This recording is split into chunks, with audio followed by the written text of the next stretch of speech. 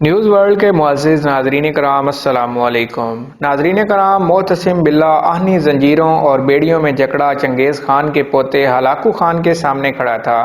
کھانا کھانے کا وقت آیا تو ہلاکو خان نے خود سادہ برتن میں کھانا کھایا اور خلیفہ کے سامنے سونے کی تشتریوں میں ہیرے اور جواہرات پیش کر دیے۔ پھر معتصم سے کہا کہ جو سونا چاندی تم جمع کرتے تھے اسے کھاؤ۔ بغداد کا تاجدار بے چارگی اور بے بسی کی تصویر بنا کھڑا تھا اور بولا کہ میں سونا کیسے کھاؤں؟ ہلاکو خان نے فوراً کہا کہ پھر تم نے یہ سونا چاندی جمع کیوں کیا تھا؟ وہ مسلمان جسے اس کا دین ہتھیار بنانے اور گھوڑے پالنے کے لیے ترغیب دیتا تھا کچھ جواب نہ دے سکا۔ ہلاکو خان نے نظریں گھما کر محل کی جالیاں اور مضبوط دروازے دیکھے اور سوال کیا کہ تم نے ان جالیوں کو پگھلا کر آہنی تیر کیوں نہ بنائے؟ تم نے یہ جواہرات جمع کرنے کی بجائے اپنے سپاہیوں کو رقم کیوں نہ دی تاکہ وہ جان بازی اور دلیری سے میری افواج کا مقابلہ کرتے؟ خلیفہ نے تعصب سے جواب دیا، اللہ کی یہی مرضی تھی۔ ہلاکو خان نے کڑکدار لہجے میں کہا کہ پھر جو تمہارے ساتھ اب ہونے والا ہے وہ بھی خدا کی مرضی ہوگی۔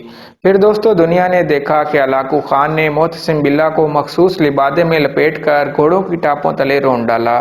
اس نے بغداد کو قبرستان بنا ڈالا۔ پھر ہلاکو خان نے کہا کہ آج میں نے بغداد کو صفحہ ہستی سے مٹا ڈالا ہے اور اب دنیا کی کوئی بھی طاقت اسے پہلے والا بغداد نہیں بنا سکتی۔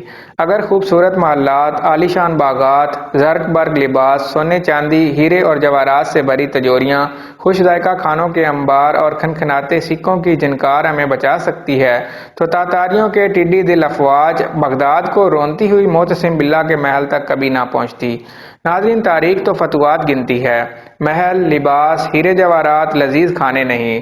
اگر ہم ذرا سی بھی عقل و شعور سے کام لیتے تو برِ صغیر میں مغلیہ سلطنت کا آفتاب کبھی غروب نہ ہوتا۔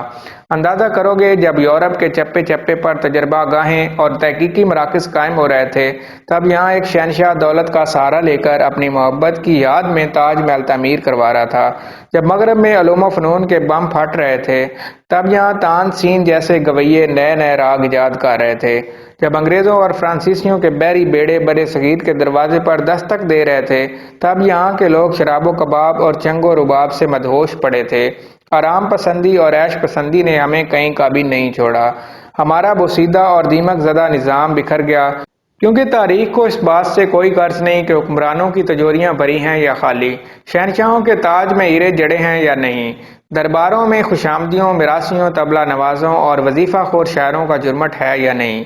یاد رکھیے، تاریخ کو صرف کامیابیوں سے غرض ہوتی ہے اور تاریخ کوئی بھی عذر قبول نہیں کرتی۔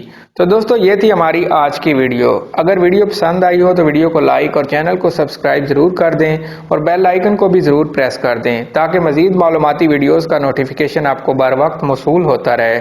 ملتے ہیں